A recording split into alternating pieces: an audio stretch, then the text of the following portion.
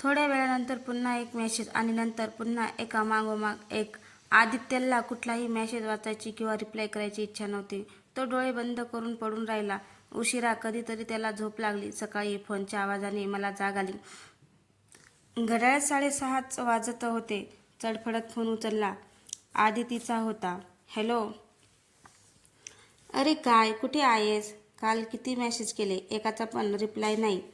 हा मम्मा, अगं जरा डोकं दुखत होतं त्यामुळे लवकर झोपलो. ओ, मग आता बरं आहे का? हा मम्मा, ठीक आहे आता. तू काय सकाळी सकाळी? अरे, जॉगिंगला आले होते बाहेर. सॉरी, झोप मोड केली का? नाही ग, तसं काही नाही. काही वेळ शांततेत गेला. आदित्य, सगळं ठीक आहे ना? आदित्य, सगळं ठीक आहे ना? हो, सगळं ठीक आहे. पण तुझ्या आवाजावरून तरी वाटत नाहीये. आदिती, नंतर बोलूयात का? मी मेसेज करतो तुला. Okay. All right Aditya, take care. परत झोपणं अशक्य होतं म्हणून मग आवरून लवकरच ऑफिसला गेलो होतो. सकाळी आदितीशी तुटकच बोललो होतो फोनवर. फार ऑड वाटलं मलाच नंतर.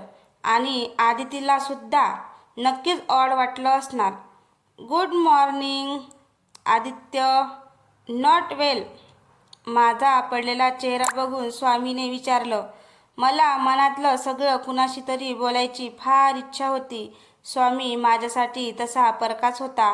पण कदाचित म्हणूनच तो मला योग्य वाटला. कदाचित त्याने ओपिनियन बायस्ड नसते आले आणि म्हणूनच मी त्याला कॅन्टीनमध्ये घेऊन गेलो आणि नेहापासून आदितीपर्यंतची सगळी कहाणी त्याला ऐकवली. Love is beautiful thing Aditya. सगळं ऐकून झाल्यावर स्वामी त्याच्या टिपिकल ॲक्सेंटमध्ये म्हणाला. But most of the times lot of complications come with it. You must choose wisely. If you really care about your parent then better get out of your relationship now with Aditi.